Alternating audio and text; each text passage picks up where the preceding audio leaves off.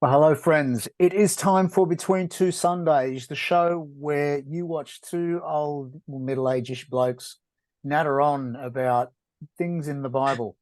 I think that's the best way to put it. It's I'd watch it anyway. alarmingly accurate. The thing is, middle age. I mean, we're like, 50-ish, and It all middle age. That depends on it. All makes me depends how long you live. live to No one 100. knows if they're middle.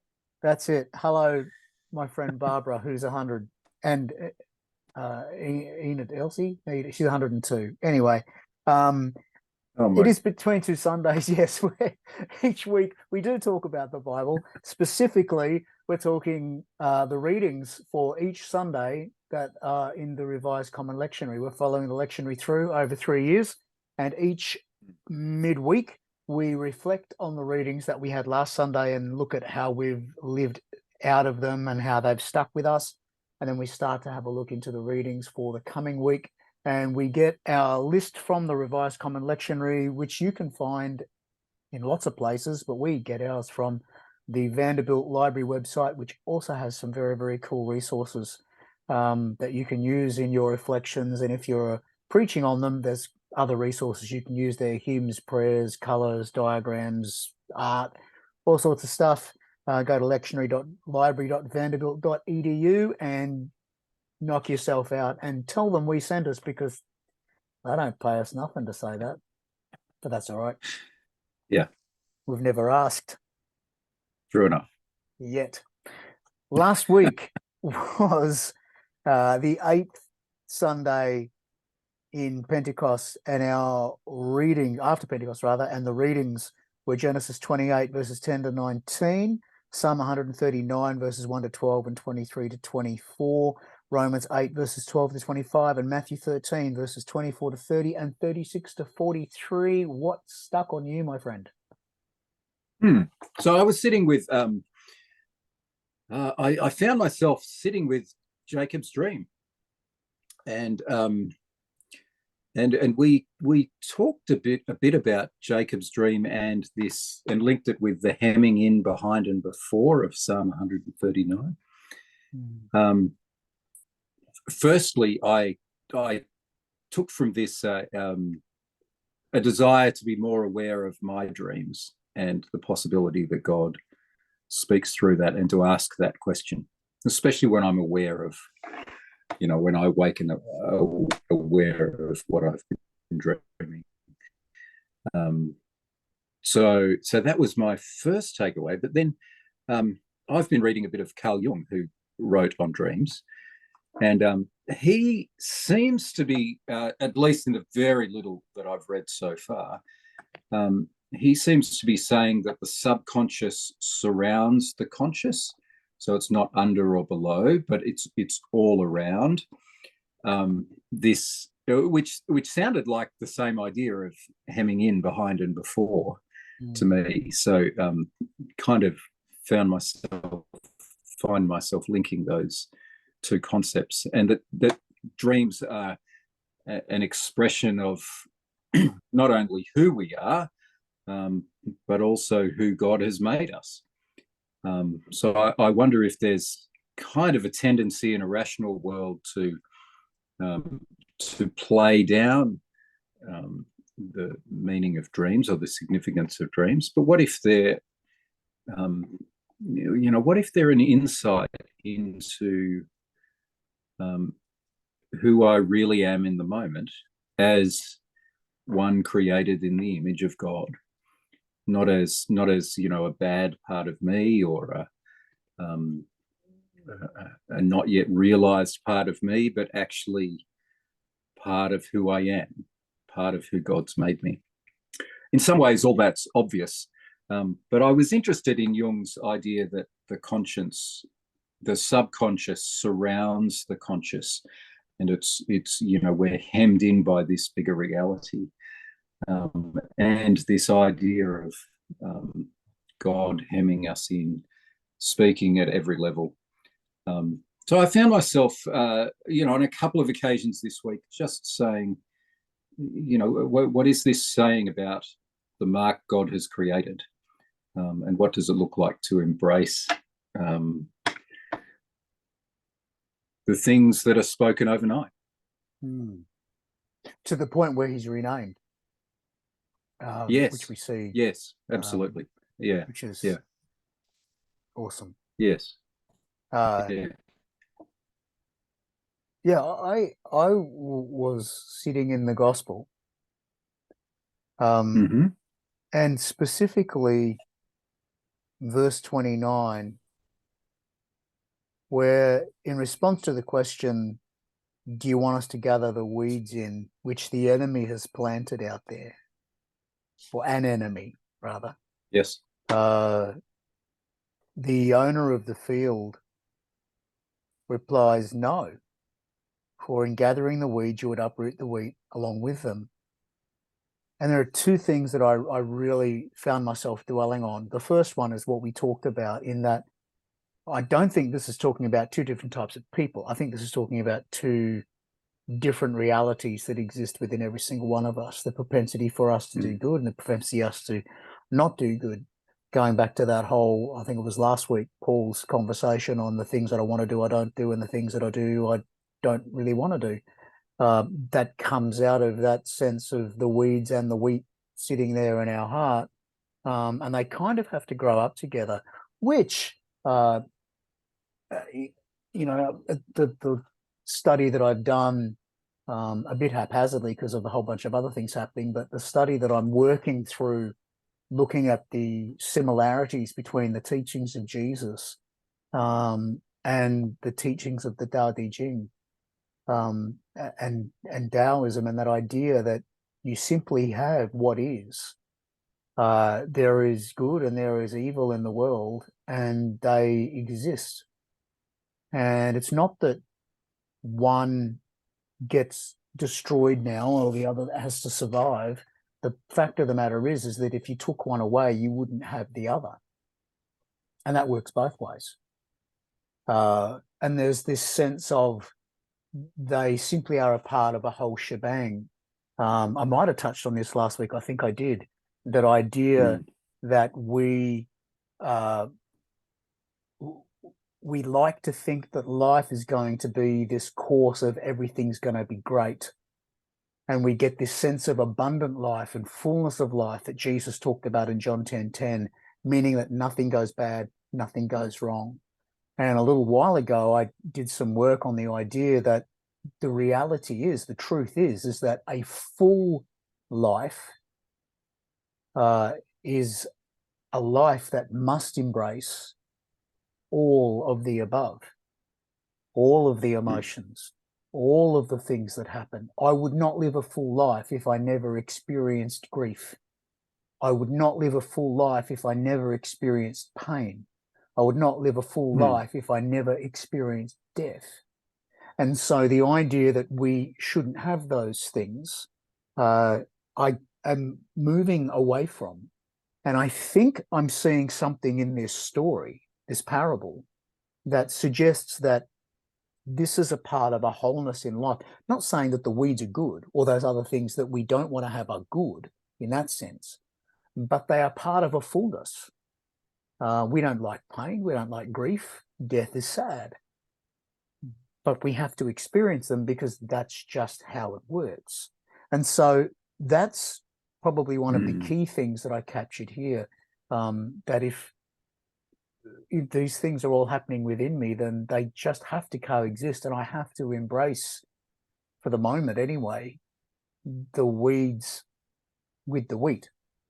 That also triggered the idea that if, and this isn't me because it's not who I am, at least not anymore, it hasn't been for decades, but there is a propensity in Christian land that when you want to come against something, you go out and you scream about it and you try and change it so that it's not there anymore. And Christianity has had various agendas over the years, without getting into more recent ones and causing political stoushes. Remember in the 80s when you had that whole movement that was against rock and roll music? And it had Yes, I to do remember eradicate it. rock and roll music because rock and roll music was the music Yeah. of the devil. I mean, you and I being musicians, we were in the thick of that. through our teen and early 20s. Um, and and I probably remember my band being the first band to play with drums in our church, and yeah. the, Oh, what a mess! What a mess! Who yeah. would have thought we were Who would have walking into thought it? war? And there were times, and maybe for you too, but there were times, even as a musician playing in bands when I was younger, I was very conflicted over this. Yeah, yeah, right. Um, Yeah, and so you had this whole movement that came out saying, no to rock and roll, it's got to go away, it's really, really bad, it's of the devil and whatever else. In this story, the slaves, the tares and the wheat, uh, you don't pull the weeds out, man. You leave them yeah. and you let it simmer up. And look, if you want to be protective of your families or something, that's great. But standing outside of rock concerts, or standing outside of porn shows, or standing outside of strip clubs, or standing outside of Harry Potter films, or standing outside of the funerals of gay people and waving placards and yelling at them, this is basically saying, if you think those things, I'm not saying those things are wrong. We make that really, really clear. I'm not saying those things are wrong. But if you think those things are wrong, should we pull them out? I think the answer the master is giving here is let them grow up together. It'll get sorted out in the wash. Trust me. That's And it really could interesting you say be, that. Yeah, keep I going. was going to say, it could be that the things that we think are, or one person might think are bad and wrong, that's actually not a weed, because the weed and the tares look similar. They look the same. Maybe that thing's not a weed. Maybe it's wheat. Maybe it's good. Maybe it's wholesome. Maybe it's beautiful. Maybe it's Yeah. going to be used for bread. So that's where I was going. Sorry, you were saying. I was just thinking. I sometimes, while I don't mind the protest element, especially around some things in the Christian faith, there is a little bit of me that is constantly asking, if we believe God is at work in each life, what is it that makes us think we've achieved God's outcome because we've changed law and forced people to live, I don't know, more Christianly? Yeah. And there is a little bit of me that sits next to, that kind of political agenda type Christianity, and wants to ask, are we expecting the law to uphold Christian values, and what does this say about our faith in God to change people's hearts?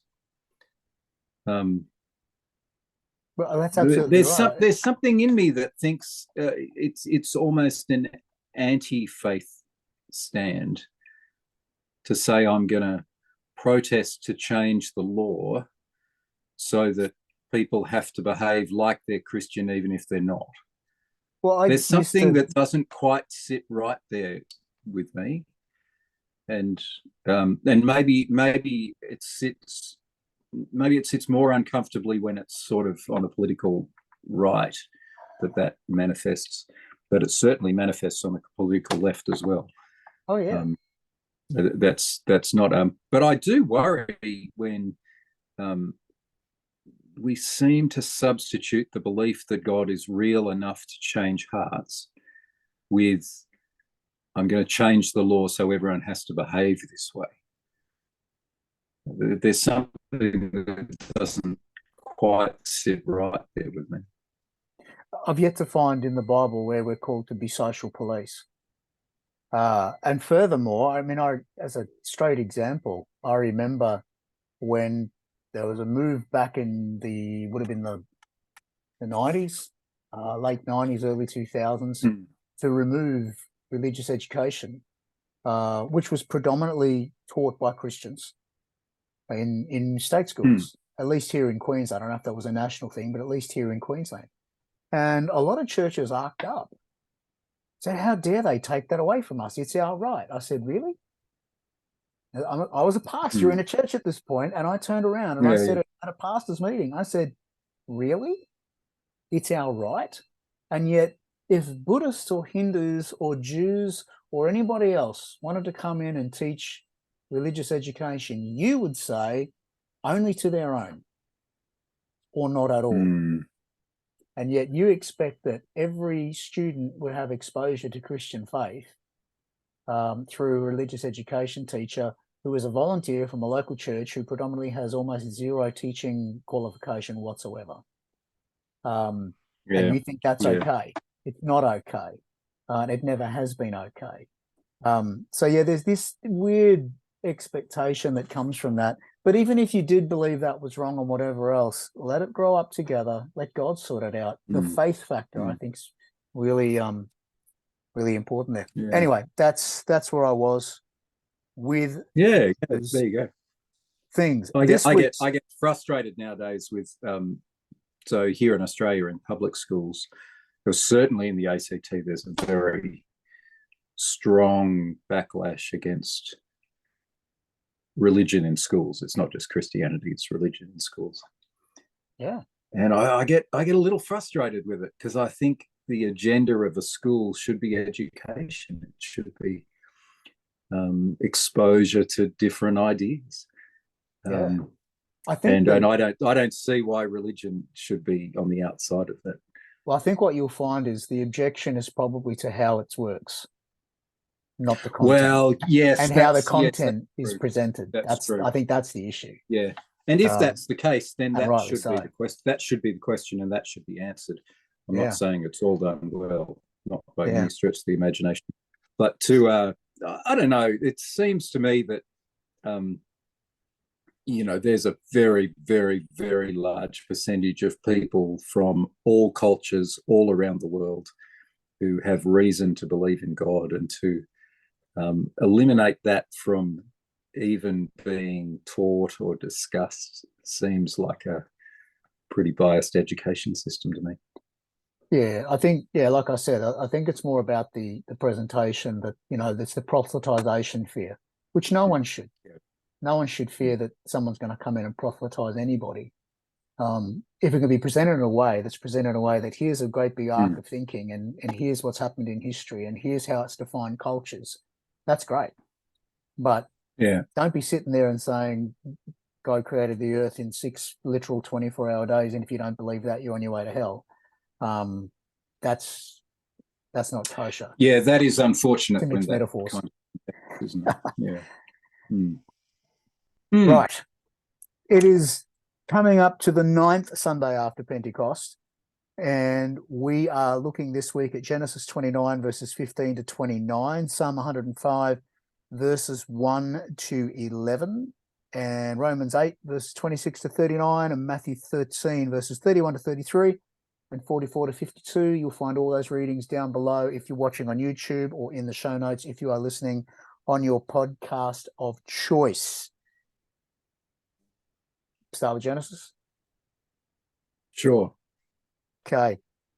I tell you what I found really interesting Are you about going to this bring up story. karma? Yeah, I am. How did you know? It dawned on me for almost the first time that here's a guy who's been deceiving Yes, his yes. life, and now he's got payback. Yeah, yeah, Uh, yeah. and I'm not necessarily suggesting that this was God's way of saying, see, I told you so. But I mean, the beautiful irony, I can see Jacob walking out of the wedding chamber, having realized it's Leah, meeting with Laban and saying, as it is in verse 25, what's the story? What have you done to me? And Laban just says, well, it's not done in our country, given the younger before the firstborn. Complete your week, and then you can do a week with Rachel, and then you can serve me for 14 years. Yeah. And he takes it, which kind of says to me two things. One, he really likes Rachel. which is true. Taken That with her. continues through the whole story, doesn't it? That's right. We know that. We know that that is in some ways detrimental to his family setup, kind of as Yeah, well. yeah, very much Um, so. but I can also see Jacob smirking and going, "Yeah, okay, I can see what I've done here. I haven't been the most perfect, wonderful person." Yeah, And so it's not so much karma or what goes around comes around. I think it's the reality that we all get brought up to us at some point to say that, you know, we get reminded of what our actions have done. Not, yeah, I don't think it's the world or God, whoever you think how this happens. I don't think it's the rubbing of our noses in it so that we can feel guilty and bad all over again. I think it's just a reminder that there's this way of being that, and like I've said, you know, I'm a firm believer in original goodness, and I still believe that. But we live in a world that is fallen. Not humans are fallen, but the world and the systems of the world. And these systems have infiltrated who we are, and we have simply passed those on from generation to generation to generation. It's not the truth of who we are; it's the lie of who we are. And we think that this is the way we have to live. We think that this is, you know, it's all about the money and the cars and stuff like that. We think it's all about the us being first. It's all about me and not community and all these other things. And it's just the way things roll. And so Jacob is having this realization now, having had this epiphany of, you know, God has been with me the whole time. I haven't had to try and do these types of things. And yet here's his new father-in-law who's demonstrating that it's a part of what it means to be human and worrying about your family. He wants to marry my youngest. What about the oldest, the firstborn, who hasn't? No, and that's an interesting thought. Robert Alter points that out, that he doesn't call Leah the oldest; he calls her the firstborn. So he says, giving the youngest before the firstborn, not giving the youngest before the oldest. So he's really trying to butter Jacob up here on the virtues of still having Leah as a wife. Not only that, it's been Jacob's whole beef with his brother has been around the firstborn stuff, Yeah. hasn't it? Yeah, that's really interesting. I didn't pick up on that. There's Yeah. kind of a consistency there as well, between the story. I've always wondered if this is a real tradition or not, a real part of their culture or not. I don't know the answer to that. Is Well, Laban just making this up? Robert Which I've also suggests that that might be the case always as kind well. of thought. But Laban's defending himself here, but that one line, "What is this yeah, you have done to me?" That's yeah. the line that stuck out. And I'm thinking, dude, who are you to talk? So anyway, Yeah, and I'm still sitting with some of this, but that's where yeah. I took the reading there. I really like the idea of sitting with this next to the story we read last week. This very high point where God is making promises to Jacob. Jacob is asking for success as he moves into this relatively unknown land. You know, this very high God is at work here promise type vision. And here's what the mess of it looks like. You got to remember, if this mess doesn't happen here, this marital mess doesn't happen here, you probably don't end up with 12 tribes. Right. You know, there's the whole of Genesis unfolds from here, from this mistake, and there's a whole lot of good. There's a whole lot of blessing in this. There's a whole lot of, and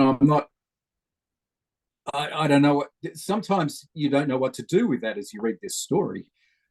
It just feels like you've got to keep reading, though. It feels like, you know, the danger is we look at this and we judge Laban. We might feel sorry for Jacob. We might feel sorry for Leah and Rachel. But the truth is, we need to keep reading the story, because even in the midst of this mess, and I'm not saying Laban is right in doing this, But in the midst of the mess created, God just continues to work, which is probably the great message of Genesis, really. You know, everything is made perfect in the beginning, and from there, everything is a mess and everyone fails. And God's promises continue to work their way through this big mess. And I think there's a tendency for us to just read this little story and say, all right, I'm ready to judge Laban, or I'm ready to feel sorry for Jacob, or Jacob's been paid back, everything's balanced out again. I think there's a real danger in, especially because Genesis is a large book, 50 chapters, in reading just little bits and coming to our own little assessment. But there's this big picture of God working through all the mess of sin and humanity and jealousy and anger and revenge and all of these very ugly aspects of humanity. God just seems to quietly plod on with God's plans in this. And these people will be blessed, and they will be blessed to be a blessing to everyone, despite their very clear shortcomings in this story. And you're absolutely right. If there was no Leah, you don't have 12 tribes, because we learn in the next couple of chapters that Rachel has trouble conceiving. Yeah. To the So point she has where 2 kids by the end of it. only 2 But, of 12. And the rest come from Leah, yeah. Leah's handmaid and Rachel's handmaid. Yes. So you've got this jealousy between the two that creates, that brings the handmaids into the equation, and ends up with this 12, which is kind of the held on to number, isn't it? Of completion. And the 12 tribes story runs all the way through to Revelation. That's right. And lest we get ahead of ourselves, let's remember too that we see similar problems coming out of Rachel as we saw with Rebecca, with Jacob. Yes. That favoritism and so on, because of this scenario that's been created. So yeah, it's a really interesting story in the light of, and I like the way you've gone there. Like, if you were to reflect on what's gone and what's to come, and you see this as a huge story in the whole thing, the next step of that evolution of God bringing this nation together, this tribe, this people group out, it actually takes on a really interesting perspective, without laboring on this story itself, but saying, well, this is the hinge point where these two things meet. And you can see where things are similar, but you can also see that without what is this seeming mess. Yeah, I really like where you're going with that. And the psalm speaks to that right there in the middle of Psalm 105. O offspring of his servant Abraham, children of Jacob, his chosen ones. He is the Lord, our God. His judgments are over all the earth. He is mindful of his covenant forever, of the word that he commanded for 1,000 generations, the covenant he made with Abraham, his sworn promise to Isaac, which he confirmed to Jacob as a statute, to Israel as an everlasting covenant. There's this real sense in this psalm. The core of this psalm is that God has a covenant with this people, and no matter what happens, God will see this covenant come about. It's going to come about one way or another, whether you have favoritism in families, and whether you have people selling birthrights, and whether you have father-in-laws who are swapping out daughters and trading them out, whatever that, or wives who are giving handmaidens, or and then handmaidens who have to take off with sons, lest there's all these other birthright issues back in the story of Abraham. You've got this whole gamut here, and in the whole thing, the psalmist is basically saying, God is mindful of what's going down here. And in the midst of this bold and the beautiful that we see in Genesis, this soap opera, God is still working to bring about what God needs to bring about, this nation of people who learn how to have relationship with God so that they can live that out in front of the rest of the world, and the rest of the world can come into relationship with that God, blessed, so that they can be a blessing to others. So the psalmist is really honing in on that point, that the wonderful works of God will continue no matter what human beings try and throw at it. The covenants, the statutes, the promises will continue, and I will give the land of Canaan as your portion for an inheritance. It's coming together. Which there's again, there's a certain irony here, Mark, in choosing Psalm 105 next to Genesis 29. It feels to me like Psalm 105 would fit very naturally with last week's great confirmation that, you know, the promises being handed on to Jacob in this miraculous dream that, you know, where everything looks really kind of rosy. And here we come to this story where everything looks like it's falling apart. And then next to that, we're asked to sit with the psalmist as he celebrates the promise. So even when everything's falling apart, this is still true. This is not, you know, when things aren't going well, this is not God saying, no, we're not, you know, I'm taking back my promise. I'm not happy with all of this. This is God's promise being sustained in the mess. Yeah. And this is a mess. This is a big, big mess. This is the kind of family scenario that you can have a weekend conference for psychologists on and family counselors. This is a complicated mess, and the insistence in this story is that God is continuing to work God's agenda through this. Even though you can't, it's so hard to imagine Jacob saying, I'm so glad I came here, it's all a success, in the midst of this scenario. You know, God led me like God led mum and dad, in that Genesis 25 story of, you know, it all just fell together and they fell in love, and it was all, you know, the stories have been handed down to me, they're nice and clean, and now it's my turn and I've gone, and oh my goodness, it's a disaster. Maybe I really did need that vision of the angels ascending and descending to get me through this, because it's going to be really easy to forget what you're here for at this point. And it's that whole reminder that God is always close, which was the lesson from last week's Genesis story, that God is in this place, and I just did not know it. Which brings us to Romans 8.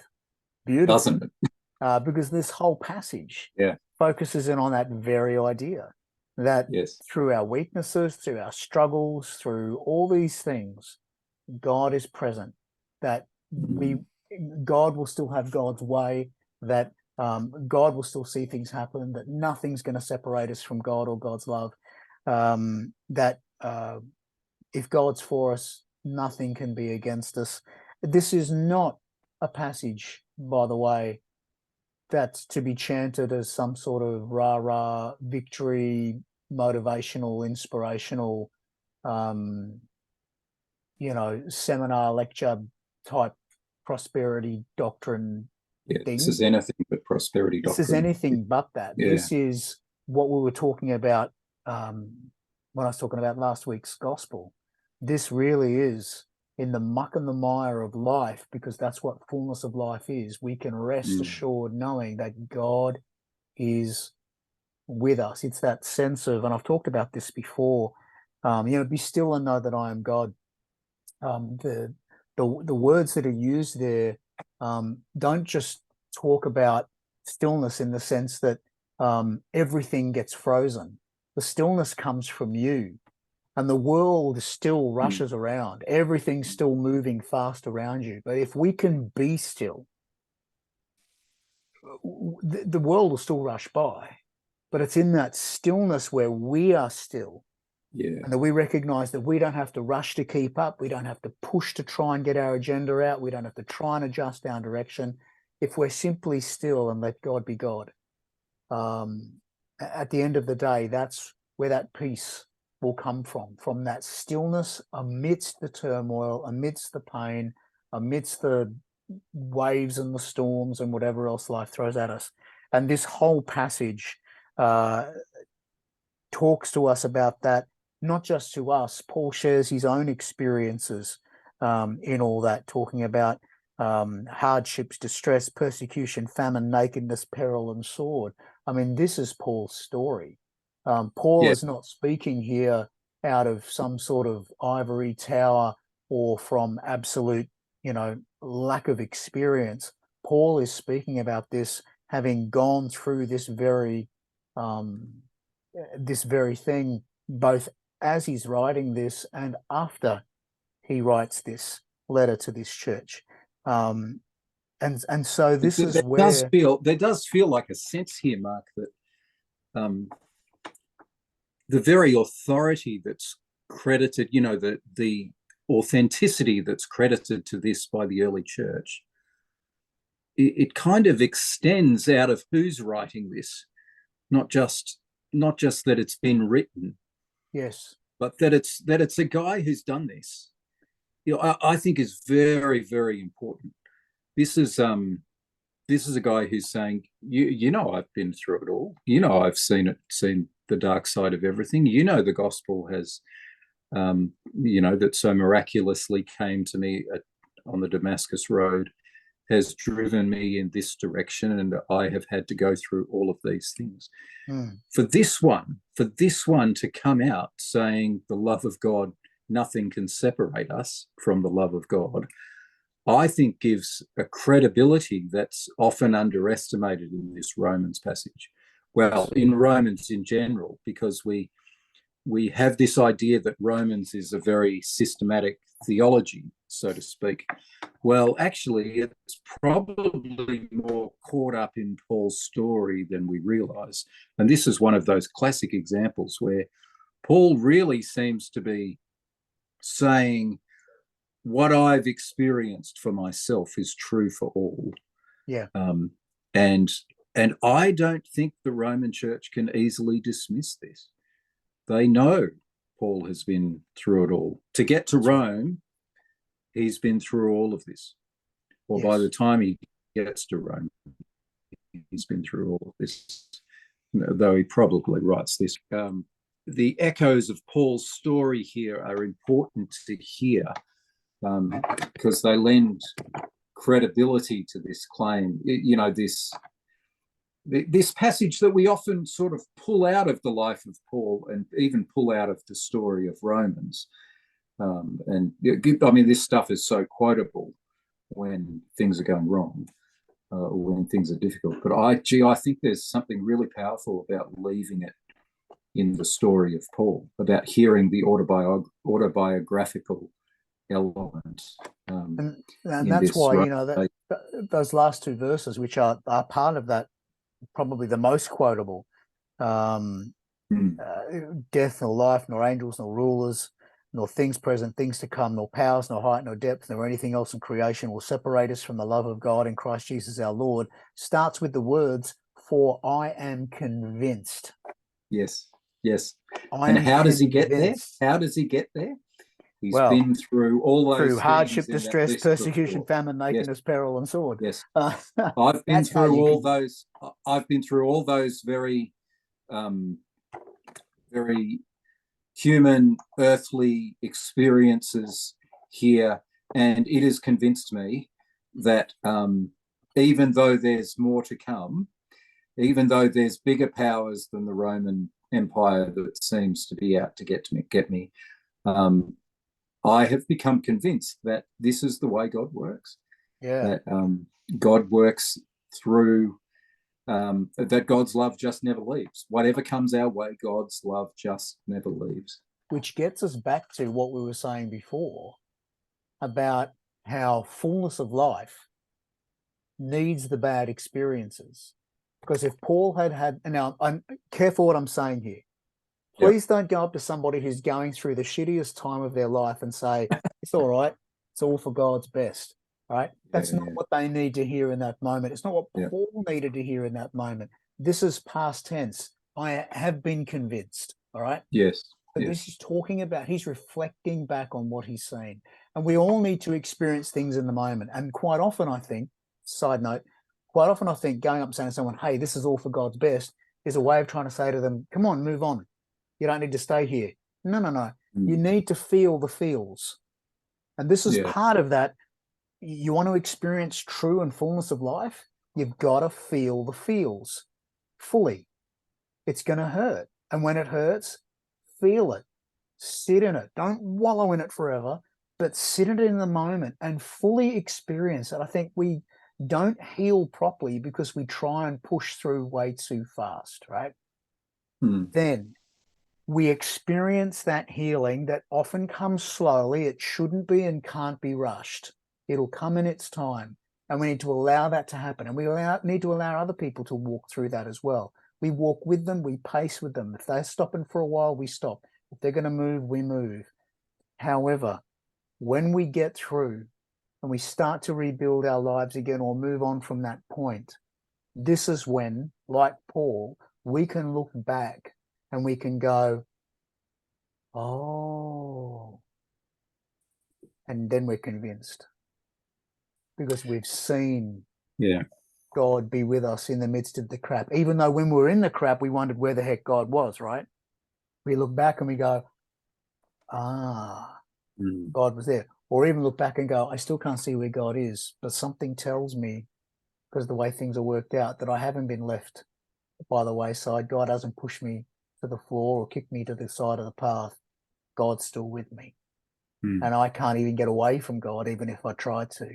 So this is one of those beautiful passages that reinforces that notion that a fullness of life means the crap's going to happen as well. And you will not get to the place of being convinced. You can't just read this and go, see, happened for Paul, it'll be right for me. Because as soon as the really bad stuff happens, you will struggle with this.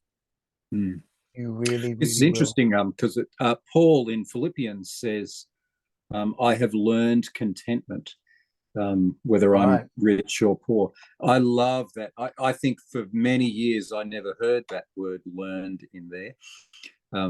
But gee, it's such a progressive term, isn't it? It's such a I've been doing this for a while, and here is where I have gradually arrived. And I wonder if there's an element of that here.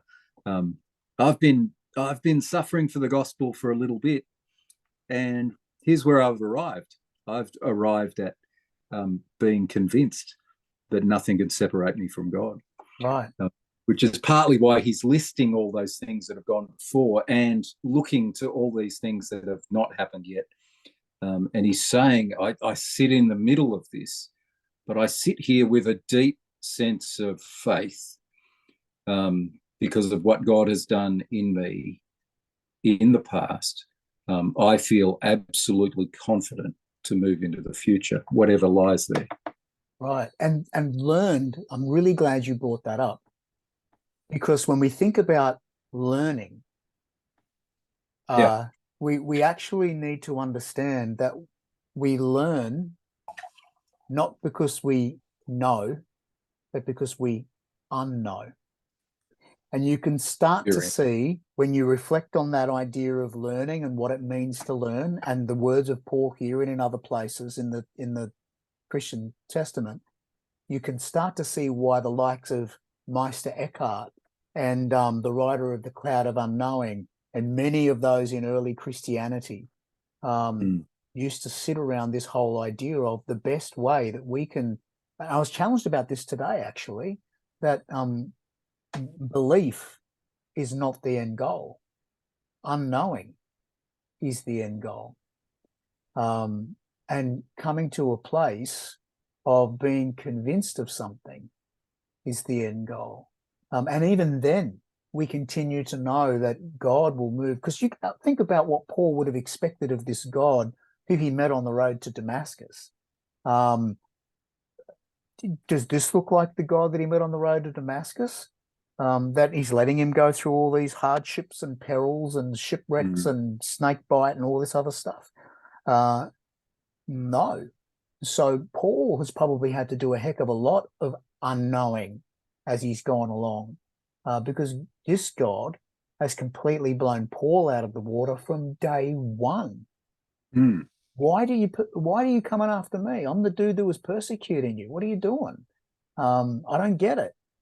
So start to unknow, Paul, because this is Interesting you what the bring that whole up. thing's about. Interesting that you bring that up, because that's Ananias's vision and inspiration to go and heal Paul, isn't it? He had I done will no show him how much he will suffer for my gospel. Yeah. How much Paul knows at that point, I reckon, is maybe a little bit up in the air, but certainly there's an immediate story that begins that this one's life will not be easy from here. This will not make it easier. Yeah, for sure. It will make it more difficult. For sure. The cloud of unknowing. I had morning tea with a relatively new friend today who bought me a copy of that book. Turned up for coffee and gave it to me. Said, nice. I don't think I'll read this again. Sounded like something you'd like. So maybe now that's twice in a day. I probably should read it. read it a few times. You probably won't get it the first time. Yeah, well, that's probably those. right. It's a very old document, isn't it? Yeah, but beautiful. More parables in Matthew 13. Last week we did the sower and the wheats and the tares, and we sort of lost a couple of parables in there, and so we've got those that we lost because the story was split, and then we jumped to the ones that are on the far side of it as well. And the ones that we lost in the split are two of my absolute favorites. The kingdom of heaven. Remember, now this is not what's going to happen when we die. This is about the heaven that's coming on earth now. This is the kingdom that's being brought about now. Is like a mustard seed. And I know that in the past we've gone, because it was really small and it grew really, really big. But there's another part to this parable that I think is just as important. When it grows, it makes a great tree so that the birds of the air come and make nests in its branches. So this kingdom of heaven isn't just small and grows big. It grows big enough that the birds from wherever and whenever have space to come and find a place to rest and set up a home. Now that is worth pondering. It's not just one type of bird, it's lots of types of birds. And all of them have a space in this tree that is the kingdom of heaven. Then we have the yeast, and I love this one. Yeast is alive. Yeast is a living organism. And so this is not just about something small being spread through the whole lot. It gets spread through the whole lot, but then it has an effect. It causes the batch of dough to rise. And it causes the dough to rise because it is alive. And so that speaks volumes to me about this kingdom. Not just that, but I actually used to use these parables in one of the assessments that I did on a class that I did on reading the Bible. And we took parables, and I said, I want you to interpret these parables. It was really hard to fail this, by the way, because I said to them, I have no agenda here. I want you to think about what you're reading, look at the history, look at the stuff behind it, explore the concepts and see what you can come up with. And one student discovered, I didn't know this, but apparently, at least in this part of the world, yeast was pretty hard to come by, and so it was only used often on special occasions. Hmm. So this is not just yeast being alive and it gets in the whole dough Interesting and goes around out. unleavened bread. This is about Hmm. celebration. This is about a special occasion. This is about having the dough rise so there's more after it's baked and can be spread and feed more people. It's interesting you say that, because 3 measures of flour, as I understand, is just an absurd amount of flour. Like that, like that's just, you know, that's a bakery amount of flour, not a home cooking amount of flour. Yeah. Which is interesting, because back to the parable before it, the mustard seed. I reckon my understanding is you're really pushed to describe the plant that grows from a mustard seed as a tree. So it's more like a bush or a shrub. Yep. And yet Jesus seems to be going out of his way to say it's a tree to me.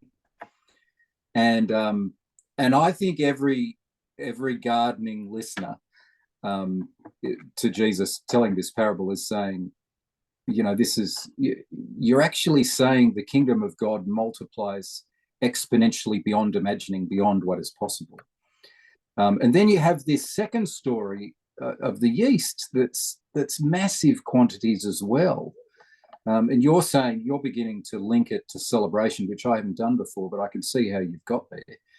I wonder if there is this sense of welcoming the birds of the air, putting yeast in such an amount of dough that there's fresh bread for everyone. Yes. You know, what if there is this celebratory element here, which of course we get in this, the kingdom of heaven is a treasure hidden in the field as well. Yep. Here's someone who's so happy he's worth more than everything I've ever had.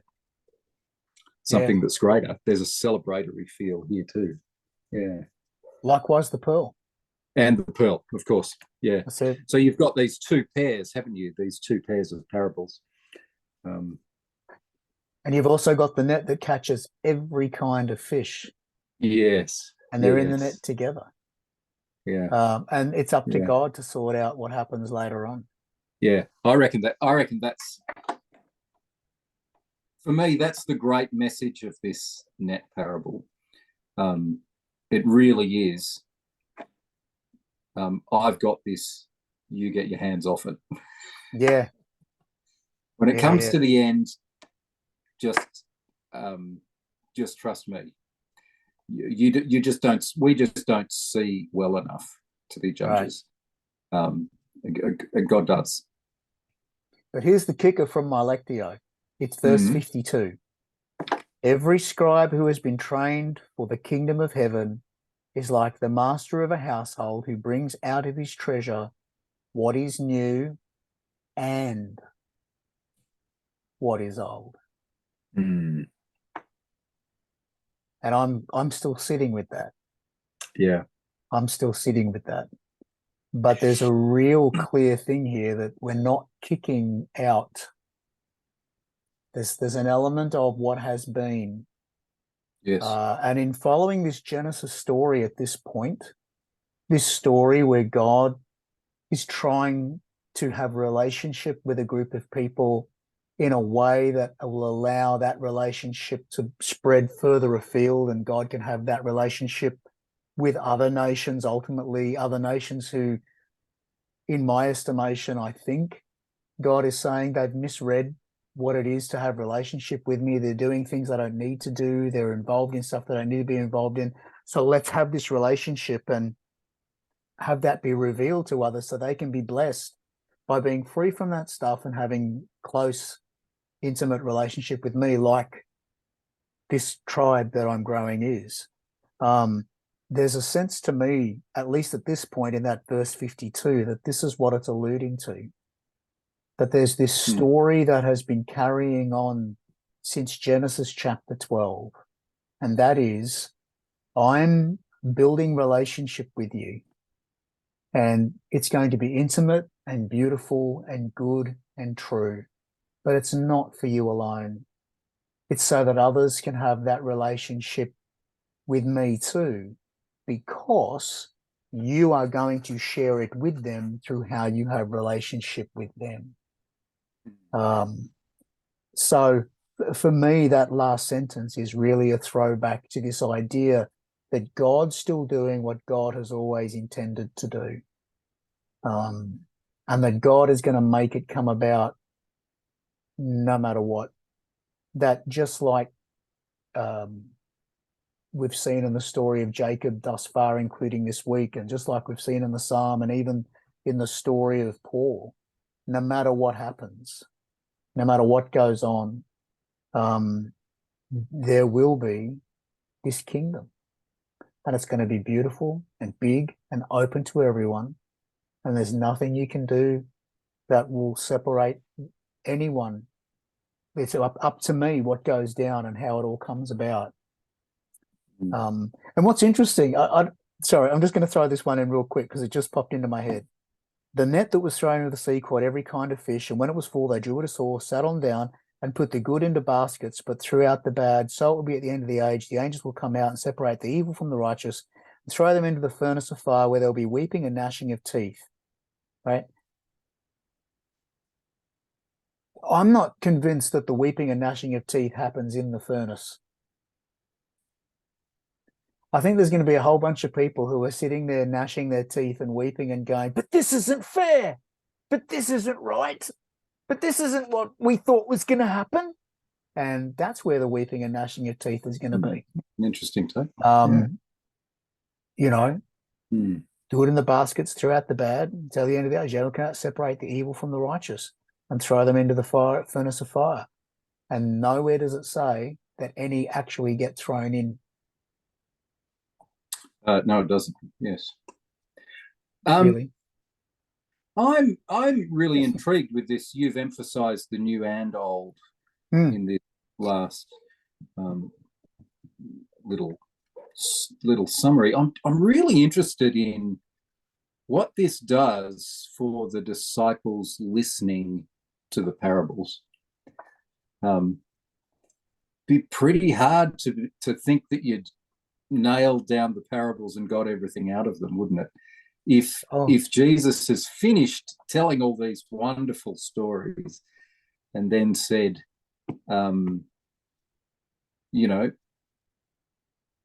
keep listening hard to these because they will keep bearing fruit. You will keep seeing things that are new. You will still treasure the old, but you'll keep seeing things that are new. Yes. I've got to admit, even my beloved parable of the mustard seed, gee, I find myself seeing more and more in it all the time. Yeah. It's only 3 lines long. How hard can it be? Right. But the truth is, the fruit of it, the broad application of it, the places it guides me to see the kingdom of God. Yes. It never stops. It never stops bearing fruit. That's right. And this, you're absolutely right. We need to be open to the fact that this old and new, which is used a few times in the teachings of Jesus and Paul, behold, the old is gone, the new has come. We like to think that that's about the time of Jesus and the time of Paul. But what if it was yesterday? That that's the new right. has come and the old needs to be set aside, or maybe something old stays, but there's something new now. What if it's next Wednesday? What if it's in 3 years, 30 years, 50 years, 100 years time? That's what we need to be open to. And I think if we understand, what if it forces us into an openness to every moment, a brand new openness to every moment? If the word of God is alive, it's a living organism. It's going to keep breathing, and it's going to keep doing things, and it's going to keep new stuff happening. If we believe that God is a living God, God's not going to sit there stagnate. God is going to keep evolving and shaping and pushing our thinking and expanding our thoughts. And this is what we're seeing. in the world around us today. And I think it's incredibly healthy. And I think it only scares the people who are, the doorkeepers, the gatekeepers. Well, it's Or the certainly a threat supposed there. doorkeepers and gatekeepers. Yeah, because that's the other place this old and new imagery is used, isn't it? When what is it? The new patch will pull away from the old garment. On the wineskins as well. And the wineskins. That's right. So that's a reply to the Pharisees who are, who I think are saying, why do you entrust this kingdom to people like the disciples that you've chosen? Yeah. But at least in the Gospel of Mark, it may be used differently in the others. We shall see so much just in the Gospel reading alone. I mean, gosh, you could preach a whole sermon on just one of those parables, and you still there's a little bit of me frustrated seeing them all put together like that. How are you going to do justice to I agree. Anyway, that is the ninth Sunday after Pentecost. Genesis 29 verses 15 to 28, Psalm 105 1 to 11, Romans 8 26 to 39, and Matthew 13 verses 31 to 33 and 44 to 52. Why don't you drop us a line and tell us all of the things? Send us an essay. Send us a book of all of the things we didn't say you got out of that one parable, or many of the parables, all from the other readings as well. You can do that by sending us an email at between2sundays, that's a number 2, @gmail.com, or you can pop onto Mark's website at barefootfollower.life and drop a comment somewhere there, or jump onto the DMs at Monk in Docs, or go to the community in my website, the table at monkindocs.podia.com, drop a message there, or put a comment down below if you're watching on YouTube, or answer the question if you're listening to the podcast, particularly if you're on Spotify, the little question that's there, you can respond to that. Lots of ways that you can interact with us, and we really do want to hear what it is that God's saying, or that you are hearing God saying as you contemplate these stories as well, particularly when you have 40,000 parables and you're asked to preach on them in 1 week. That's rough. Gosh. Anyway. But then again, we're the people who have created 40 different ways to contact us. So right. 4 or 5 parables. You could do a different one with each of those contact points. The parables are probably simpler than all the options we've given people. Probably. Just call us. That's it. All right. We're done for another week. Another week done. Well, thank you very much for joining us, folks. Thank you for joining us, Mark. Yeah, thanks. And we shall see you all next week for another episode of Between Two Sundays, which we're getting up to our 40th episode for the year, which means we're getting close to Advent again for the 3rd time. Does. Right. Wow. Well, until then, peace be with you, everybody, and we'll look forward to seeing you for another episode of Between Two Sundays. Bye for now. See you again.